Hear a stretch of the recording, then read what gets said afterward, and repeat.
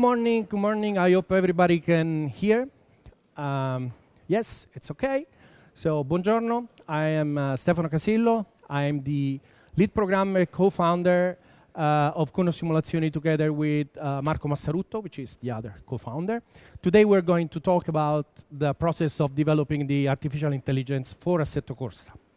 Now, because there is lots to talk and we don't have much time, what is Assetto Corsa? If you don't know Assetto Corsa, you are a terrible human being and you should go out.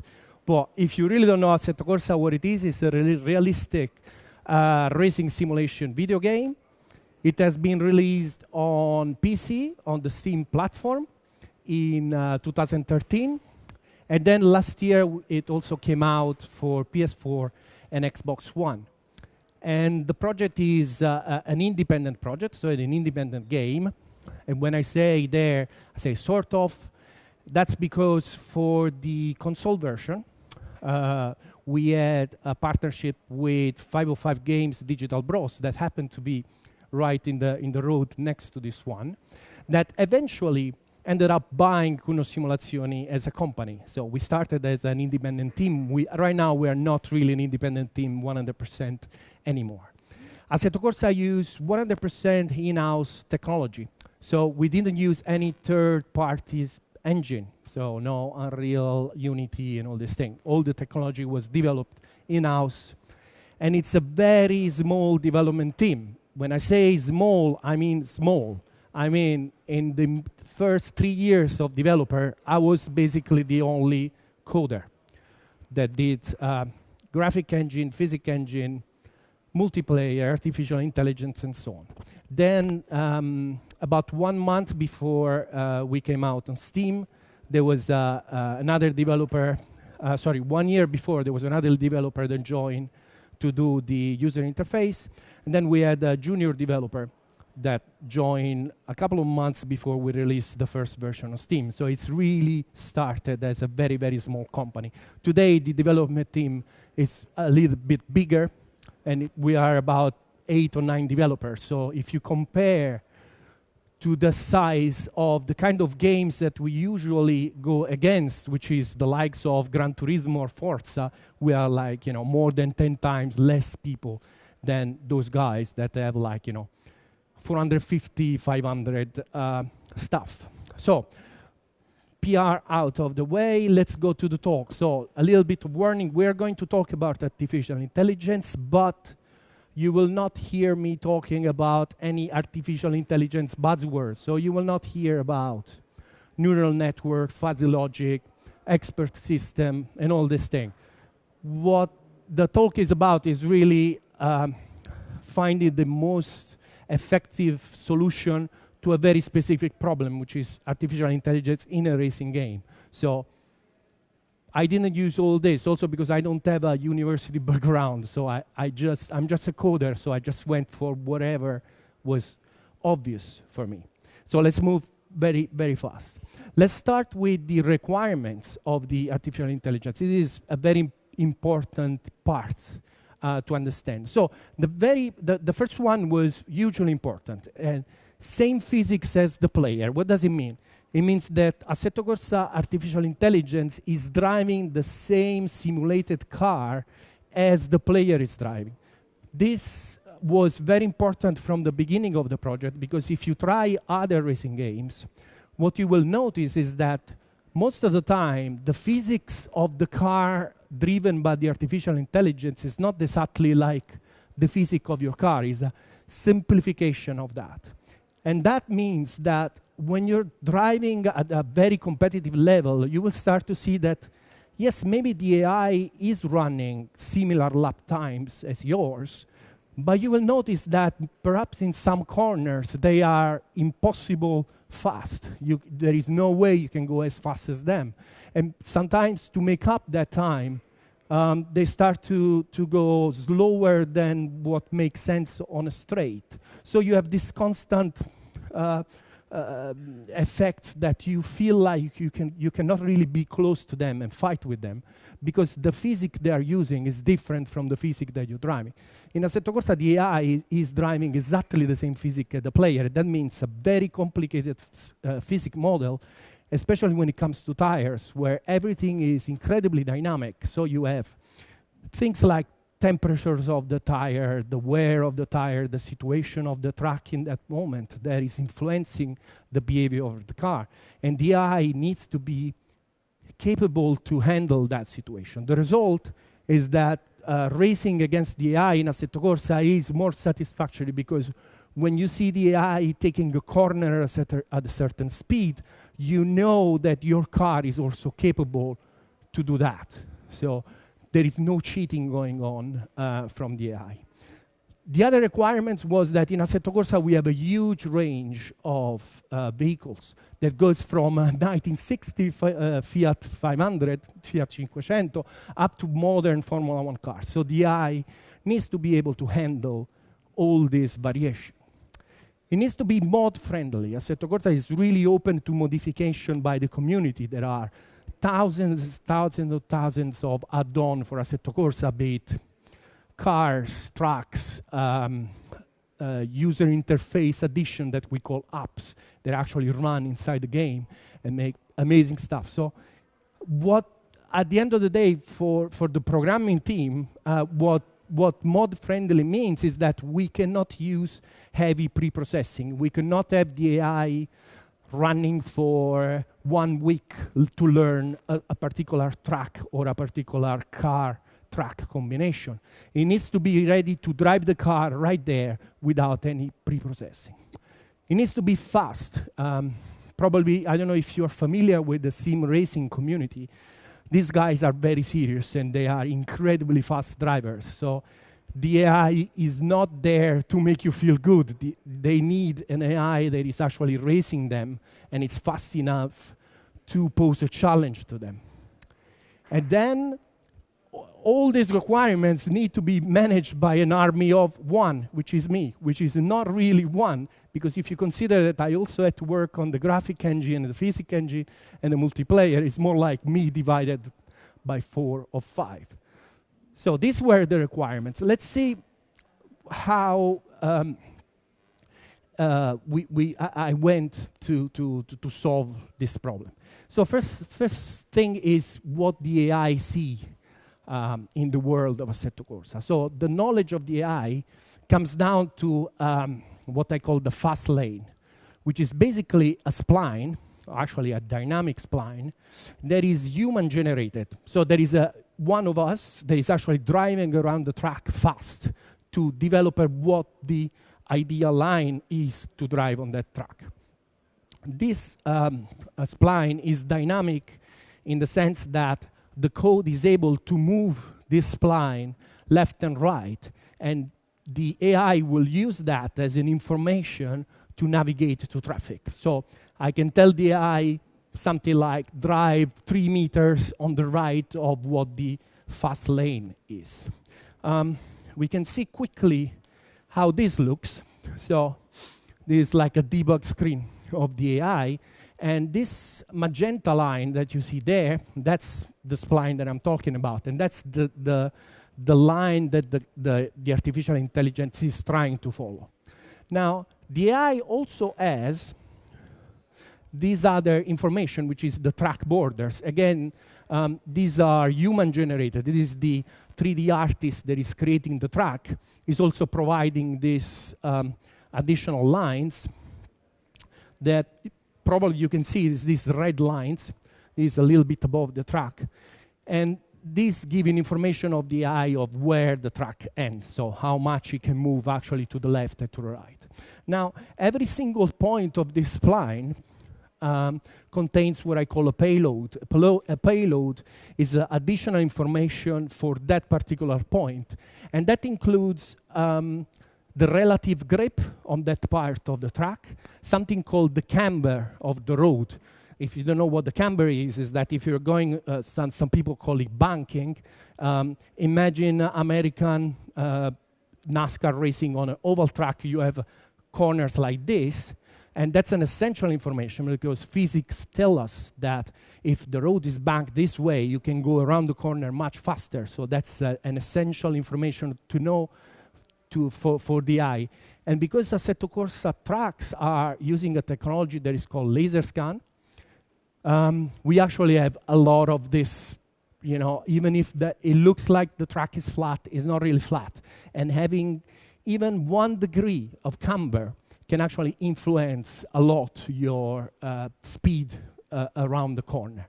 Other information that includes this payload is also the grade of the road. So how much the road is going up, how much the road is going down. Again, from the physics point of view, this is very important because it influences the load balancing of the car. So if you are going downhill, you will have more weight on the front, and the AI needs to be able to understand that. And it is something that happens when you launch the game. So when you launch the game and the game is loading up, it's pre-calculating all this information on the track. So other things that the AI knows about is, of course, its data and its status. So what the car, physical characteristic car, what's the grip of the tires and so on, and what's the status. Again, as I said, Assetto Corsa physics model is extremely dynamic, so temperature change how the tire behaves. So the AI needs to be aware of that. The other thing that it knows is the opponent's status. It's actually a subset of the complete status because the AI is quite heavy on the CPU. I need to run this in parallel, so I can have up to 30 AI if you have a very good computer running.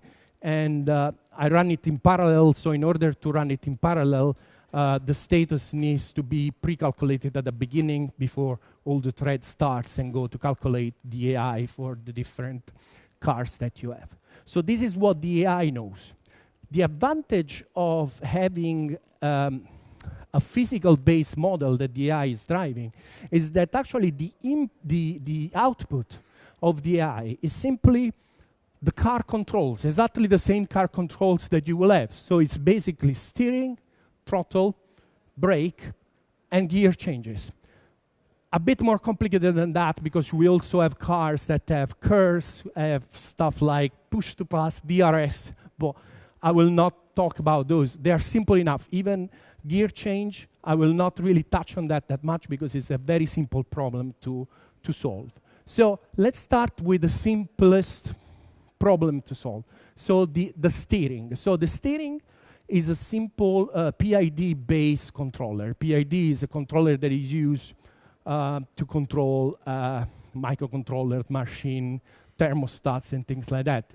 In the case of my AI in Assetto Corsa, actually the I part is almost always a 0, so it ends up almost being like a spring damper system. So it's like the steering is acting like a spring and dump system. And the P element is actually something that is tuned by hand, car by car. We will see that how that works later. So what happens from an AI point of view is that the AI is trying to follow that thing, which is basically a target. So it goes on this spline, and there is this target that is moving on the spline. And as I said before, the spline is dynamic, so it can move left and right to navigate through traffic or obstacles and so on. Also, the distance of that is dynamic as well. So the more the car is going faster, the more that target is moving in front of the car, is more distant from the car. So the algorithm is very simple. It's looking at that point, and then it's using, the coordinate of that point relative to the car to as an input to the PID controller to come up with a steering wheel. The faster you go, the more you have downforce, and it means that the faster you go. So it's not really a close problem. So you sort of need to sometimes iterate through that to find the solution. So once we have this target speed, the algorithm becomes pretty easy, because if the speed is more than the speed that I am at the moment, then I have to give it gas. If it is less, then I have to come off the gas. But there is some small complication, which is what I call the zero throttle. So when you're going with the car, you can try this in a motorway, and you want to keep your constant speed, you will still have to apply a certain pressure on the gas, because basically you want to equate the torque from your engine and the resistance of the air. So once those go to zero, that's the amount of throttle you need to completely maintain your speed. If you come off the gas, you will actually start to lose speed. So in order to avoid the eye doing, this sort of you need to know, right, if I am at 120 and that's what I want 120, what is the amount of gas that I need to keep that speed? And that's not something you can pre-calculate. So there is a function that comes up with the result, so we know what the zero throttle is. So again, the algorithm is saying, okay, if I'm happy with the speed, I stay there at the zero throttle. If I am too fast, I go below that. If I am too slow, I accelerate. Once we decide that we want to accelerate, there is another problem. I can have a car that in one particular gear has too much power for what my tires can take. So if I take a very powerful car and I accelerate in first gear, I start to slide, and I don't want to do that. So again, this module is figuring out the relationship between the available torque in that moment and the available grip at the tire in that moment. This factor, interestingly enough, is not really influencing how much gas the AI is using. It's influencing how quickly the AI is applying that gas. So it's not really influencing the maximum, it's just influencing how slowly the AI gets there. Because you will find by looking at human telemetry data that when you have a car that has lots of power and you're trying to put that power down, the way you accelerate is very gently. You want to avoid upsetting the car. So that's what the AI is doing. Next, it comes the understeer factor. I don't know if you know what understeer is. Understeer is when you're going through a corner, usually you expect that if I turn the steering wheel more, the car will turn more. Understeer is when you start to turn the steering wheel, but nothing happens. The car keeps turning at that speed, actually gets worse. So it's one of the things that you will learn if you do a basic safety driving experience. It's one of the things, one of the mistakes that people do on the motorway. It's like, oh shit, they start to turn, but the car goes straight into a tree, and that's really bad. So the AI is also working that out, because actually when you are going on the gas and the cars start to understeer, the way to recover from that is come off the gas. You basically, again, you have to think about weight transfer. So accelerating move the weight of the car at the back, takes the weight from the front tires, and the front tires cannot steer anymore. So what you want to do is come out off the gas, so the weight goes in the front, you slow down, the front tire has more grip, and the car can actually turn. So the AI is working out if that is happening and how to react to that by simply coming out off the gas. And at the end of this, it comes a sort of traction control algorithm where the AI is looking if the tires are spinning too much. Sometimes it happens. It goes through the entire algorithm, comes up with a result that is a little bit too aggressive, so it's sliding for whatever reason. It needs to correct that. Again, coming off the gas, reducing the slip. Then we come to the most difficult part. I left this one at the end. And this, the braking. So again, I don't know how familiar you are racing cars. The thing that I noticed, our office used to be in a racing track. So I used to bring journalists when we do Assetto Corsa events around the track. And one thing that I was really impressed every single time is people are not really impressed by how fast you are accelerating in a racetrack or how fast you are going through a corner. What people really don't realize is how hard you brake. It's like driver, if you do again a racing course, they will say you have to brake as if there is a guy in front of you that is passing and you don't want to hit him. So it's like bang, really, really hit the brake really, really hard. And you see the journalist going this because it's not expecting that. So it's a hugely important part of racing. So the AI needs to be able to do that. So how is doing this in Assetto Corsa with the most expensive function in the entire game, which is this look ahead braking? Let's see what is doing this one. So the car is here, very small. I don't know if you can see it. What is doing this function is basically running a forward prediction of what the car is going to do. So, and it's saying, okay, let's imagine that I start braking right now as hard as I can, and let's see if I can make it through what is in front of me. So this algorithm starts and is a loop, right? And you start and you integrate the status of the car in the future. And you stay in this loop until three things happen. You either reach a low enough speed, 0 or something like that, and then you go out and you say, well, I'm happy, I don't need to brake, go on. The other possibility is that you integrated enough space in the future. In Assetto Corsa, it's pretty much 300 meters. Once I reach 300 meters, I'm happy with that, and I exit. Is integrating about 4 meters per integration. So it's doing this 4 meter, 4 meter, 4 meters in the future. If I find a situation where I find that the AI is too fast, even braking at that moment, then I go like, oh shit, I need to brake now, right? And the reason why this works is because this algorithm is running so frequently. The Assetto Corsa is running 333 Hertz physics engine, which is, if you're familiar with game programming, it looks like an absurd number. But when you're doing racing, this is like the minimum you can do if you want to have a decent result. So it's doing this loop, closed loop, 333 times per second.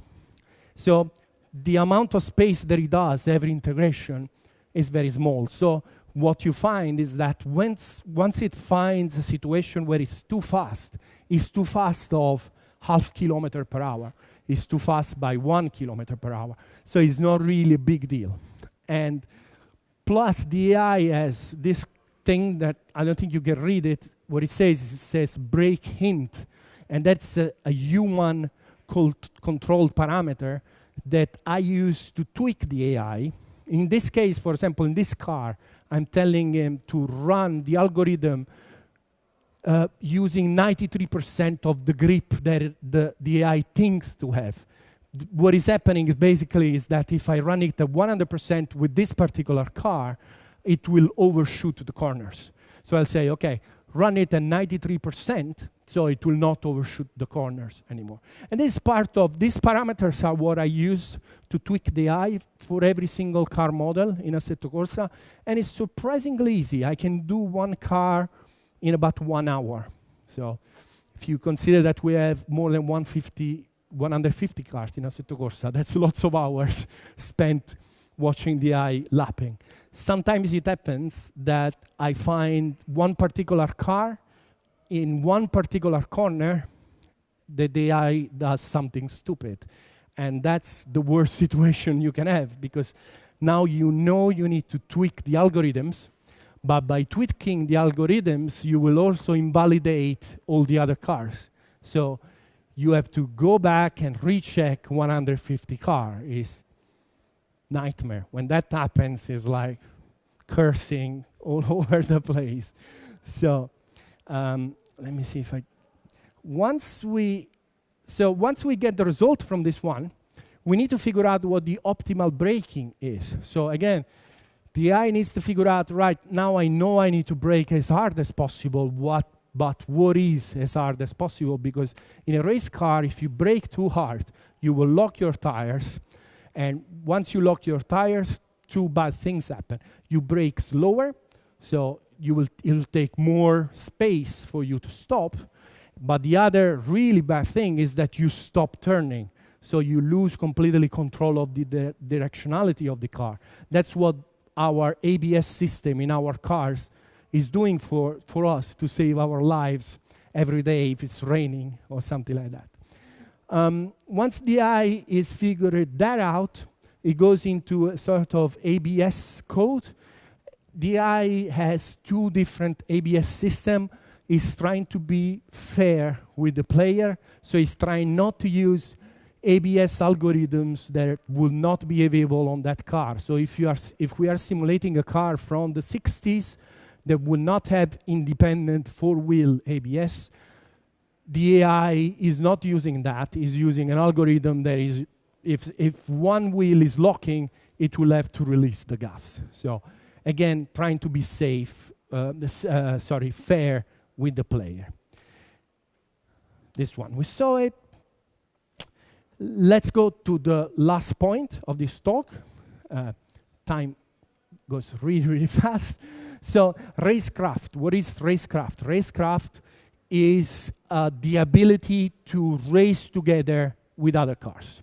And it's funny because when I was starting to developing the artificial intelligence back in 2011 or something like that, one of the guys in the office, Marco, which is the other co-founder, always asked me, all right, okay, so I can see that the AI can drive through the track. What about the other cars? And I was always answering, oh, that's the easy part. Well, what time taught me that that's not an easy part, that it's actually very, very, very hard part. And the reason is because you have two conflicting requirements. You have, first of all, you don't want to hit other cars. So you want to stay away from other cars, especially the player. You really don't want to hit the player. Players completely hate to be hit by the AI in racing games. They get incredibly frustrated. It doesn't matter if it's their fault. It's always the artificial intelligence fault. It's always the programmer. There is an idiot, always. So you want to avoid that, but you also want to pose a challenge to the other cars. You want an AI that is actually attacking the other cars. If you watch any racing, you will know that the way you attack other cars is you get close enough right before braking, and then you pass them. It's not like in the movies. In the movies, you see Tom Cruise saying, oh, I really want to pass this guy. You know what? Now I accelerate more. And it's like, what the hell? Why the other guy is not accelerating more as well? So that's not how it works, right? So you want to be as close as possible as the guy in front. If you have the guy in front braking in a place that you don't expect in real racing, you will hit him. And you know what? He will get his driving license, racing driving license, retired. It's not like on the road where you hit somebody from the back, it's your fault. In racing, if you start braking 400 meters before where you're supposed to be braking, it's your problem, and you need to race. And people will say, until you prove that you can actually race with the other. But in a game, you cannot do that. So you have two conflicting things. And sadly, we don't have the time to go through this because it's all another talk to go through this one. So, final conclusion, what are the open problems with Assetto Corsa? One thing is maintaining momentum. There are some racing cars that need to be driven in a way that is very smooth. So it's like you brake a little bit or you release the gas just a little bit, and so you try to drive not to upset the car. AI in Assetto Corsa is not very good at this. AI in Assetto Corsa is very good in driving cars that are very brutal, that needs to be driven like brake very hard, bang, and now accelerate very hard. But when it comes to those cars, it's not really good. It doesn't handle at all jumps and compression. Jumps is like you are going uphill and then the road does this. What is happening is that the car, even if it's not jumping, because of the momentum of the car, you lose grip on the tires. So you have to go slower in that part. Compression is the opposite. It's the road doing like this, and then it goes like this. When you hit that part, you have the momentum putting lots of load on the tires. You have more grip. You can go faster there. The eye is not able to understand that yet. So in those parts in the track, you will either lose time or gain time compared to them. They are not very good in merging with incoming traffic. If they make a mistake and go out of the track and they need to go back, they're not really good in considering their mirrors and if somebody's coming. So it's very dangerous in Assetto Corsa. If you see the eye doing a mistake, stay away. Don't expect the eye to consider, there is this guy coming, let me wait before I come back, all right? It's not good at handling crazy players. So if you are not sure how to drive and you start to move like this, there are many people, again, from movies, they think that to resist a car that wants to overtake you, you move where he's trying to go. Again, there's something that in real life will take your driving license away. You don't do that. If you start to drive like that, there is a very good chance that the AI will hit you in Assetto Corsa because the AI will consider, okay, I'm here on track, he's here on the track, I'm faster, I can brake. Is not considering you doing this because it's not something that should happen in racing. But of course, you can imagine players do that all the time, right? And then they go on the forums and complain about that. And the other thing is that expert decision. There is a lot of knowledge that comes by driving thousands of laps on a given track with a given car. And all those things, the eye is missing it. So at the end, the result that we have at the moment is that when you get the super fast drivers in Assetto Corsa, which are drivers that can give me easily 4 or 5 seconds a lap on every lap, with every car, they pretty much give a little bit less to the eye. So the eye is like 3 or 4 seconds off the pace from what we call the aliens, the very top drivers in the sim racing community, which is a good result. I mean, it's easily good enough to beat, every average gamer. Actually, when the game came out on the console, I had to go and make the eye much, much slower because the console player couldn't handle it. And they were saying, it's too fast, it's impossible. They're used to games like Forza Gran Turismo where they could spin out, rejoin, and still win a race. In Assetto Corsa, forget it. It's impossible. Once you make a mistake, the race is done. There is no way you can win the race because the eye is just hammering down every lap like a real driver would. Right, and that's pretty much for what we have time for. If you have question, you can do your question in English. If you want to do your question in Italian, I will then translate the question in English. So don't be shy.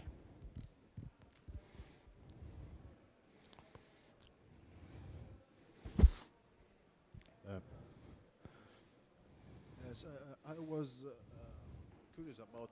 Hold on. Due? Sento me. Go on. I was curious about how do you implement the physics of the car? So how the AI... It's okay, it's okay. I can hear. Lo sento, lo sento. How the AI handles the physics, the physical forces of the car, of the vehicle. What about the tires, the temperature? So we saw about the steering and the braking, but how, from a programmatic point of view, all these quantities are handled by the AI? Right. So the Do you have a dynamic model of the vehicle, or Right. As I said, is using exactly the same physics model that the player is driving. The physics model is a multi-body, multi-rigid body system. So you have a rigid body for the body of the car. Then you have 4 rigid bodies for the wheels, and then you have joints connecting those. And then you have one additional rigid body for the fuel tank. So you have effect of when the fuel is going down, the weight balance of the car is changing. And then you have a model for the drivetrain system of the car, so the gear and so on. And that's how the physics model is implemented. The AI doesn't really know about it. All the AI knows is I need to provide you a steering wheel angle, brake pressure, and throttle pedal. That's what the AI knows as output.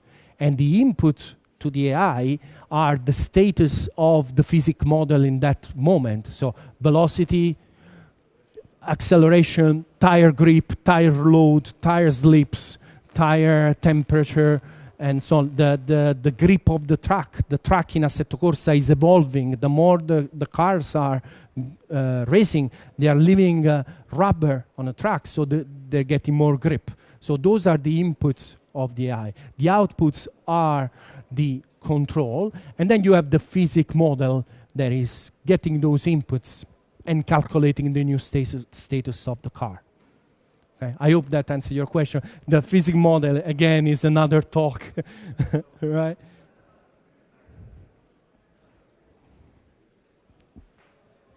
I have a question about the difference between the AI in the various NPC that are driving the cars. Are all the same?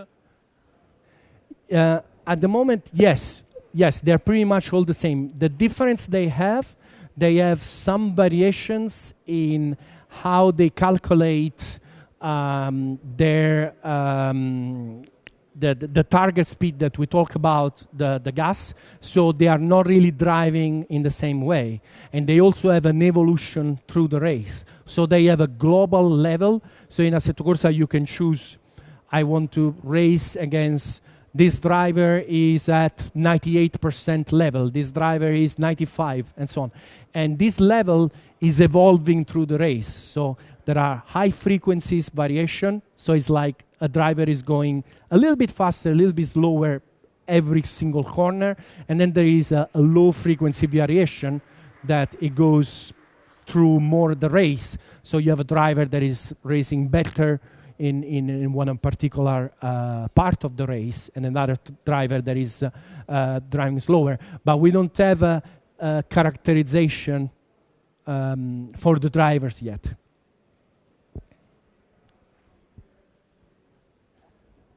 So the system that you described is more an automation rather than a fully fledged AI, because you sort of train it with a spline and the optimal path.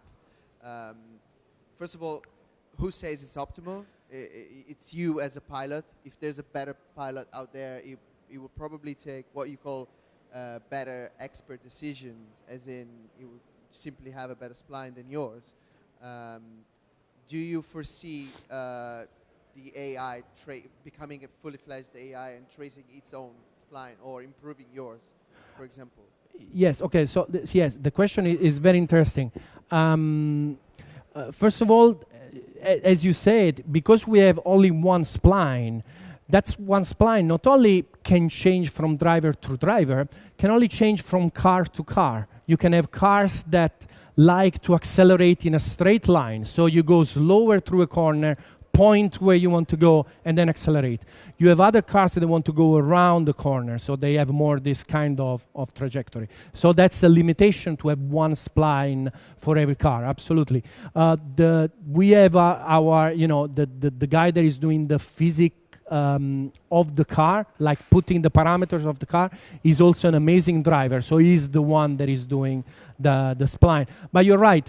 In fact, there are community AI spline for Assetto Corsa that some other driver come up and say, actually, I think this is a better line. Something else is that something that I didn't say. Actually, the AI has an error. The AI is not able to follow the spline exactly. There is always, depending on the car, you can have up to 2 meter mistake, right? So that means that the spline needs to be a little bit conservative when it comes to curbs, which are these things, right? So you have this one, and depending on the car, if you have a car that is very soft and very high, you can ride over this without problems. If you have a car that is very rigid and very low, if you start to hit this, the car goes out of balance, lose downforce. So yes, the line is a huge compromise, but it's something that we have to do because of the modding, right? Because if Assetto Corsa was a game where we say, right, okay, we have this amount of cars and this amount of tracks, so we can develop a dedicated line for every track. And ideally, as you said, also have the AI running by itself, trying different things. So eventually it will get better. It's definitely something that I look forward in the future, trying to do that. Yeah, that's an obvious improvement. Yeah. How the weather influences the race? In Assetto Corsa, we only have temperature, and so we don't have things like rain, snow, or things like that. We have temperature and we have wind. So that's the two elements that influence the situation. So the temperature is different from the ambient. So you have your air temperature, and then you have your tarmac temperature, and then that influences the way tires are behaving, because of course the air is cooling the tires, right? And also the tarmac, if the tarmac is colder than the tire, which happens in a corner, also the tarmac starts to cool the tire down. So if the temperature is higher, your tire temperature will be higher, right? And that will influence your grip. It could be a good thing or it could be a bad thing. We also have effects of air density changing with weather. So if you have a high downforce car and you're driving with very low temperature, you will have higher density, and so you will start having more downforce but also more drag. So those are all interconnected in the physics engine. Last question. Yes. Did you consider using the player data to crowdsource for example, the generation of the spline in order to adapt to the players, how they actually drive? That's something that, for example, Forza Motorsport does, and it could be interesting for the lines. It's not really interesting when it comes to speeds, because the simulation in Assetto Corsa is much more dynamic.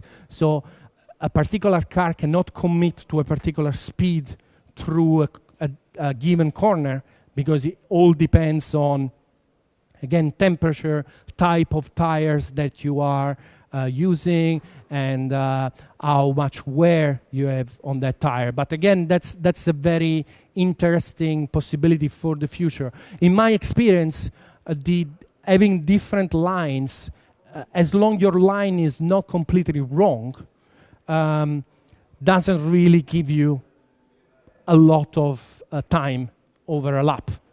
I would say differences in line, if they are both good lines, could be like 100 milliseconds in a lap, right? So getting stuff like braking and all the things that especially braking, if you get your braking wrong, you can easily lose 4 seconds, 5 seconds in a track. So it's like a huge effect compared to the line. And that was the last question.